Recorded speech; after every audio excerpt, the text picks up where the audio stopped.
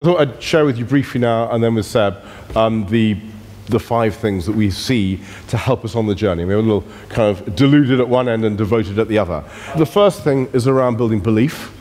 I'll talk about that in a moment. The second thing is talking about customers. The third is treating others internally as they would like them to treat our customers. The fourth is about frontline know-how. And then finally, how do we coach to flourish? So I'll very briefly touch on each of those. The first one around belief. And it doesn't matter what the customer service proposition is. But if you say you want to be world-class, then mean it. Or if it's something else, then be clear about that too. But the most important thing is that people believe, the leaders believe in the outcome, in the customer proposition. Our colleague was working with Bob Ayling at British Airways when he was the CEO there. And he said to Bob, what's your plan, what's your strategy?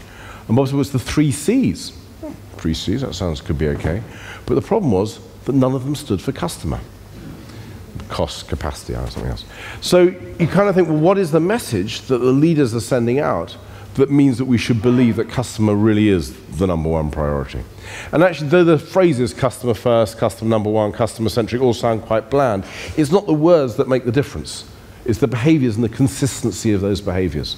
So when Seb shared from the utility earlier, I think I'm twice as good as the rest of the organization.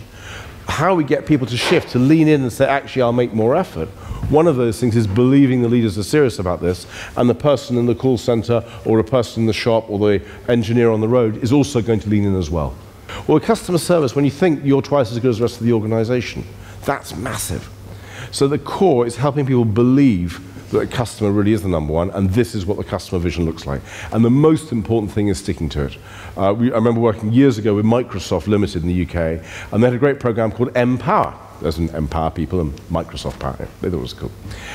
And then we came in to research what impact it had had. And we found that actually no one could remember it. And then someone said, oh, yeah, I remember it. It was the one with the red T-shirt. And they realized that actually all people remember, there were so many initiatives going on, so many things changing, all people could remember was the red T-shirt. So what they then agreed to do was to not launch any initiatives for a year. They did no new initiatives. And just as a leadership team, they started to behave in ways they wanted the rest of the organization to behave. So when 12 months later they could come out and say, this is how we're changing, they could say, and we've been doing it for 12 months, so we really mean it now. We've got staying power. So the most important thing in belief is really staying power, being clear what the outcome is, but sticking with it. The second thing that we've talked about is something called the rectangular effect, which is where if you've got something in your mind, you start seeing it a lot. So if you are pregnant or your partner's pregnant, suddenly you see pregnant women everywhere. If you buy a red car, suddenly there are loads more red cars on the road. And this is what Seb was talking about, emotional infection and contagion. This is the same thing happens when we talk about customers. And so when we talk about customers, suddenly everyone's looking at customers, or thinking about customers, or preparing their next customer story to bring back. And I was working with the same utility as the research came from the other day, and I got the top 50 people to stand out, and I said, if you have not spoken to a person, the frontline or a customer in the last 2 weeks, please sit down. And amazingly enough, half of them remained standing, which I thought was quite a good result. I mean, a lot of top 50s, you wouldn't get that, and here they did. So that's great. What did you talk about? And I went around talking to them. And it was, I talked about the new rota system. I talked about the tools inventory. I talked about lots of the new systems for this, that, and the other. Lots of things they talked about, but not one of them had talked about customers. I said, well, maybe that's why you're not as customer-focused or customer-oriented as you think you'd like to be. Because actually, when you're having conversations with people, you're not talking about customers. Now, I'll hand over to Seb to build from that. So Octavius talked about, in particular, what some of the leaders can do. There's another aspect to this, which is cultural. What you can see over here is the correlation or the representation of an internal service culture or internal service climate based on that impact on customer satisfaction and stock market value. So what this is demonstrating, what this is showing, is the fact that actually the way we serve each other internally is directly related to the way we then serve our customers. So this is a cultural climate thing. It's not just about the way in which the front line behave. It's actually the way the front line or the customer-facing people are served. Yeah? And so starting to be able to change, and I think that's one of the reasons why you get that, the graph that we introduced earlier on, which showed the differences in my behavior and other people. It's partly because there are a lot of people who aren't getting great service from the business. And so it actually then makes it quite hard for them to serve their customers. And if we can start to change that climate and start to think, actually, this is a place where I am served well, which then allows me to serve my customers better, you start to see really quite significant increases. And ultimately, it actually comes down to the way in which the individuals are engaged. Are they actually engaged with the business? And how can you start to build? And when people talk about engagement, they think a lot about leadership, they think a lot about management. But actually, there's a really key part of this, which is about an individual's mindset. And by individual, I mean everybody in the business. But actually, are you helping people to be autonomous, resilient, feeling capable, feeling optimistic, and having a sense of purpose? And it's those sorts of mindsets that if you can start to develop in people, you start to see a shift in the culture, you start to see a shift in the internal service climate, and then that leads through to external service. Do we have anybody who rides motorbikes? And here, any bikers at all? A couple of people? A couple of people. I really learned to drive when I started riding a motorbike rather than a car. Because what you realize quite quickly, given the fact that death is about 3 inches from the bottom of your foot, is that you have to attend to your driving. And the only thing you think about is your driving. And you're in a car. And actually, driving's quite low on the list of stuff. I'm sure we've all had that experience when we're driving where you just arrive somewhere, and you think, how did that happen? I've just done my whole commute without actually attending to the journey. And I think it's because we just get into these very fixed habits of mind, these very fixed patterns, and actually our mental presence slightly disappears. It becomes reduced. Tim Gallwey, who wrote The Inner Game of Tennis and The Inner Game of Golf, and he's written lots of books about where actually to improve performance, the thing you need to do is really start to focus on the key variables of the task at hand. And actually, when we're talking about customers, the key variable is the customer. And yet we are thinking about scripts, and we're thinking about handling times, and we're thinking about new products that we have to push, and everything actually but the customer, in many respects, is the stuff that's going on in our mind, which ends up with really high levels of interference, which ends up with mental interference, which then ends up in less mental presence, which then ends up in indifferent service. And there are other factors as well, actually being able to regulate emotions well, because it can be really quite tough sometimes. So, good quality emotional regulation is really key, as well as being able to show empathy and so on. So that's the frontline know-how. What does that mean from a managerial sense? And there was some research done by a psychologist called Robert Thomas, and he focused on, and I think this is really interesting from the perspective of the frontline and customer-facing individuals. It's like, what are the typical non-managerial career paths? That was the question that he was investigating. And he discovered 5. 2 are pretty positive, 1 was all right, and 2 are not very good. The first one is people who grow in their role. So these are individuals who started off, and actually they're growing, they're starting to understand things, they're feeling better because they're becoming more skilled in the way in which they navigate the business, navigate the customers, and really sort of understand people.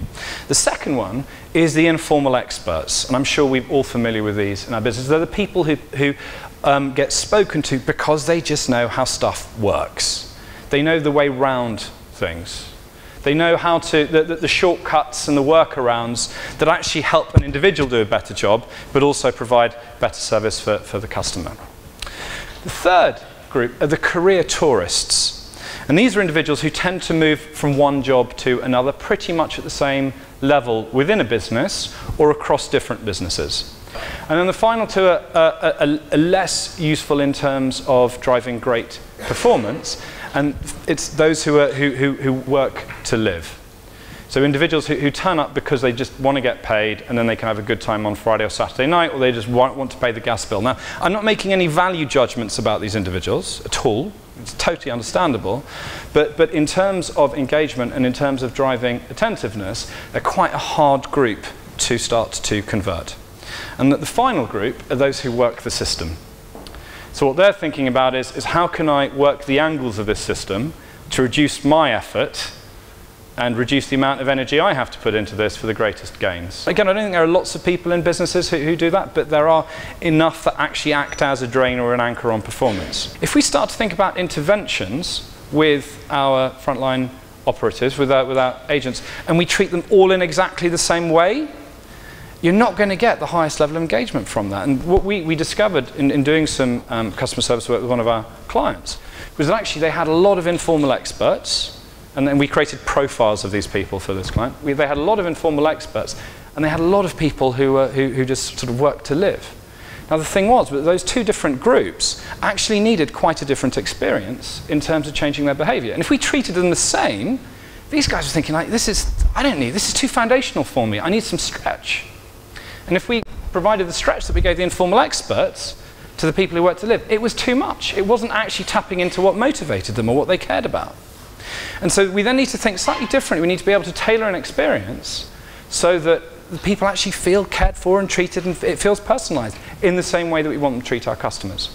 Now, from a management perspective, from a managerial perspective, we also have to educate our managers so they can coach these different types of attitude so that everybody can start to flourish. And each of those different attitudes needs a different approach. So those were our solutions to the challenge. And Octavius is now going to talk about what that might look like in practice. Very, very quickly, I always think it's interesting to see other people's data and see where it comes from. I'm not going to tell you who this organisation is. They're going through a major customer service turnaround. I will tell you that they are based in the UK. I will tell you that they have a history of, almost as far as memory goes, of declining customer rankings, declining customer service based on external industry measures. So their challenge was, how do we turn this around? And they started a number of the things that Seb's been talking about and we've talked about in the research.